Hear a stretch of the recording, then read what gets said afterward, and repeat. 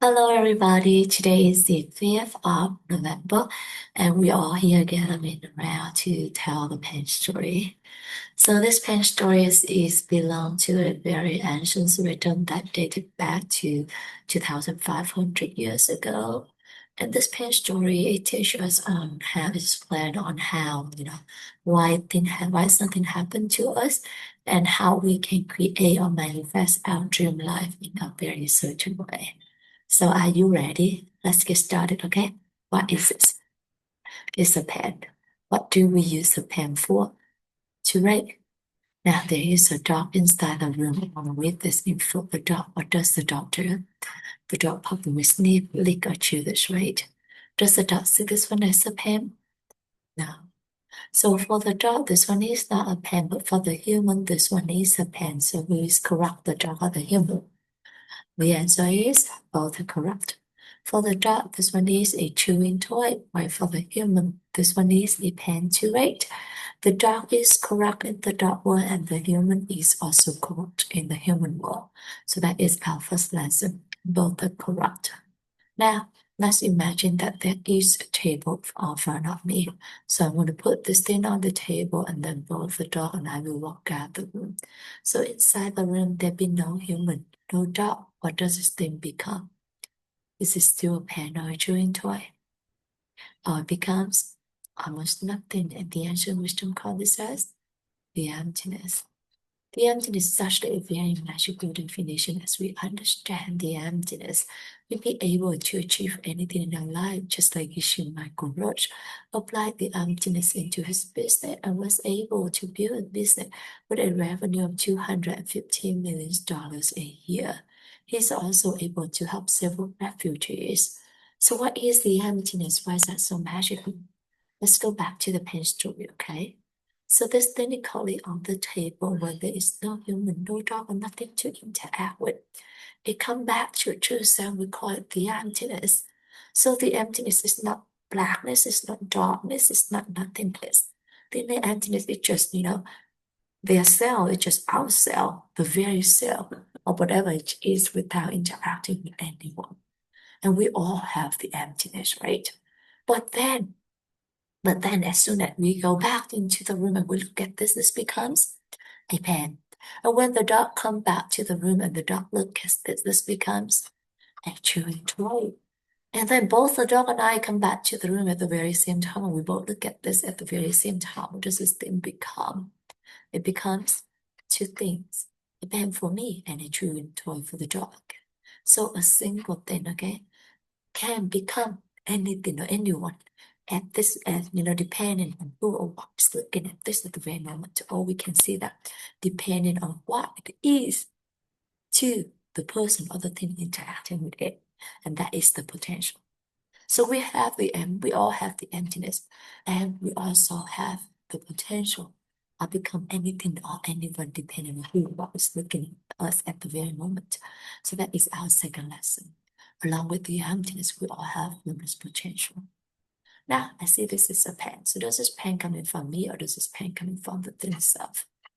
This pen is actually coming from me. Why am I so certain?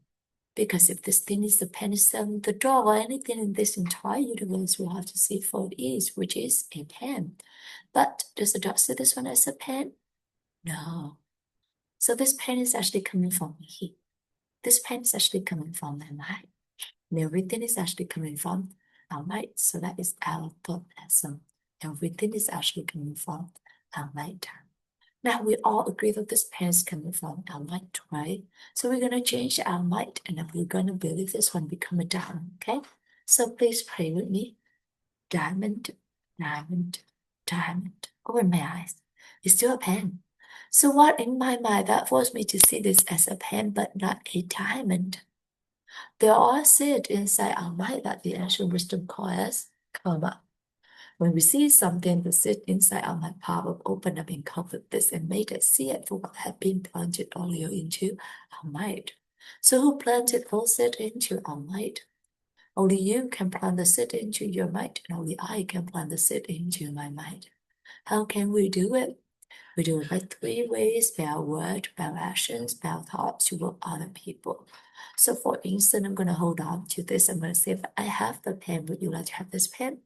And when my friend say yes, please, I'd be so happy to give this to my friend with the hope that I can help my friend. So when I give this poem open up, and both me and my friend will see it, and it start living more in my mind.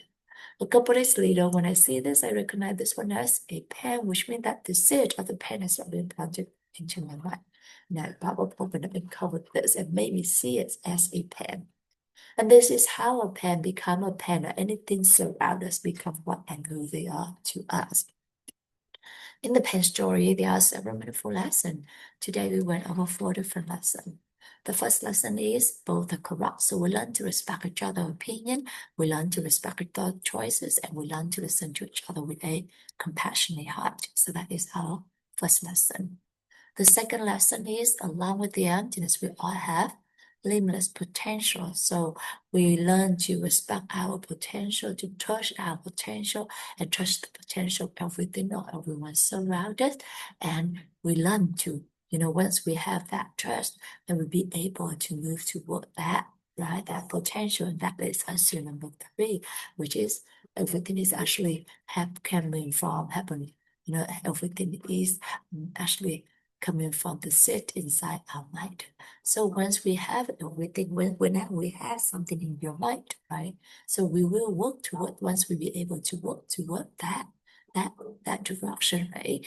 Through our word, through our action, through our thoughts, through other people, and we just keep working to that direction, to whatever our thinking, that whatever that we have in our mind. Then that one day that thing will become our reality. But then that also reminds us of one another thing is that, everything happened to us. We are the reason why something happened to us. So we should take full responsibility to whatever happened to us. And we don't blame anyone, because in the end, we are the only one who can plant the seed into our mind. And lesson number four is how we can create, manifest our dream life in a very certain way by using our word, action, our thoughts to other people. So for instance, I'm gonna hold, for instance, like first, what we want, we have to use lesson number two, right? For to know the potential. And then number three, we stop planting those seeds using our word of action, our thought. For instance, if we want to have happiness, then we start planting the happiness seed using our word or action and thoughts to other people, helping other people to be happier. If we want to have prosperity, then we use our word, action, and thoughts to other people, helping other people to get more prosperous.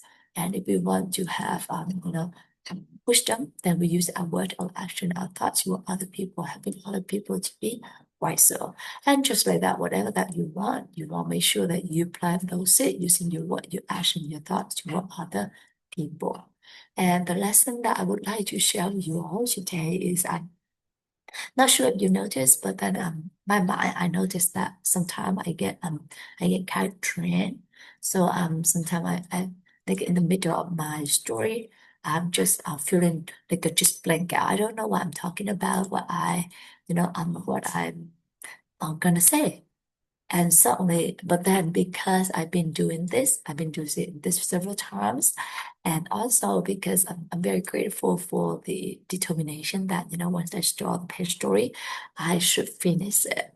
So I'll be able to make it in different direction, talk about it in different approach and aspect, but then coming to the same conclusion of each lesson, what is this about, and why we interpret it this way and that way.